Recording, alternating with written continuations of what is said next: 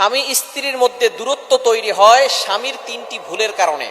অনেক স্বামীরা আছে এমন কিছু ভুল কাজ করেন যার কারণে স্বামী স্ত্রীর ভিতরে দূরত্ব তৈরি হয়ে যায়। মনে রাখবেন, স্বামী স্ত্রীর সম্পর্ক হচ্ছে মহব্বতের সম্পর্ক। দুনিয়ার সর্বপ্রথম যে সম্পর্ক হয়েছে সেটাই হচ্ছে স্বামী স্ত্রীর সম্পর্ক। হযরত আদম আলাইহিস সালামকে আল্লাহ তাআলা সৃষ্টি করেছেন, এরপরে মা হাওয়া আলাইহিস সালামকে সৃষ্টি করেছেন, এরপরে দুইজনের সম্পর্ক হচ্ছে স্বামী স্ত্রীর সম্পর্ক।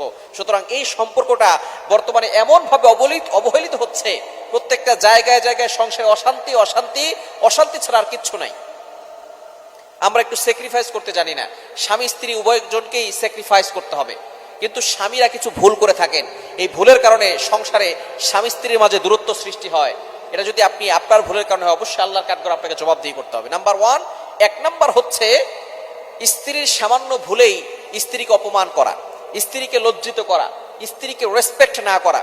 মনে রাখবেন, আপনি যাকে বিয়ে করে নিয়ে আসছেন সে কাজের বুয়া না। আপনি যাকে বিয়ে করে নিয়ে আসছেন সে তার বাবার বাড়িতে রাজকন্যার মতো ছিল, সে সেখানে কাজের বুয়া ছিল না। প্রত্যেকটা বাবা তার সন্তানকে কাজের বুয়া বলে বড় করে না, তাকে রাজকন্যার মতো বড় করে। সে আপনার বাসায় আসার পরেই যে সঠিকভাবে রান্না করতে পারবে, সবকিছু ঠিকঠাক হবে, বিষয়টা এমন নয়। তার অনেক ভুল হবে, টুকটাক ভুলগুলো আপনি ধরবেন না। কিছু স্বামী আছে সামান্য ভুল হলেই পাগল হয়ে যায়, স্ত্রীকে গালিগালাজ করে, অপমান করে, তাকে সম্মান দেয় না। এই ধরনের কাজ কখনো করবেন না। স্বামীর এই একটি ভুলের কারণে দেখা যাচ্ছে স্বামী স্ত্রীর ভিতরে দূরত্ব সৃষ্টি হয়ে যায়, স্ত্রীর মনে ভালো থাকে না।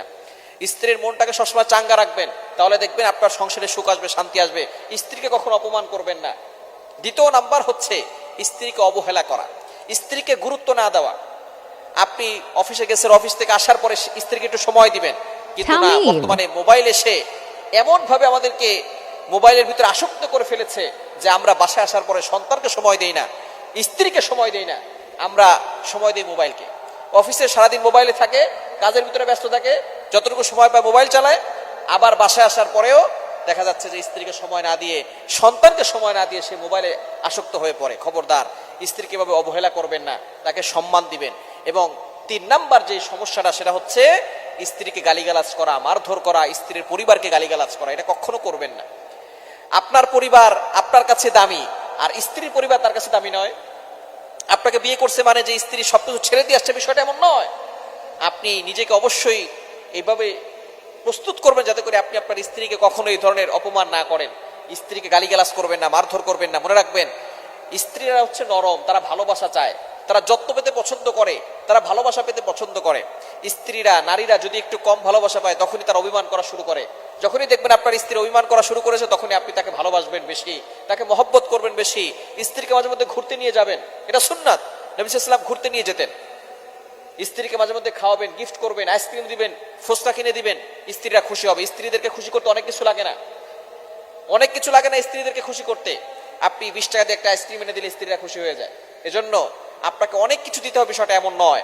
আপনি তাকে গালিগালাজ করবেন না। ভালোবাসা দিয়ে যে কাজ করা যায়, মারধর করে, আঘাত করে, গালিগালাজ করে সেই কাজ করা যায় না। এজন্য শাসন করতে হলে ভালোবাসা দিয়ে করেন, তার পরিবারকে নিজের পরিবার মনে করেন। দেখবেন এই তিনটি ভুল যদি আপনি না করেন, তাহলে সংসারে স্বামী স্ত্রীর ভিতরে দূরত্ব বাড়বে না। যদি স্বামীরা এই তিনটি ভুল করে, তাহলে স্বামী স্ত্রীর ভিতরে দূরত্ব বেড়ে যাবে, আস্তে আস্তে ডিভোর্সের পর্যায়ে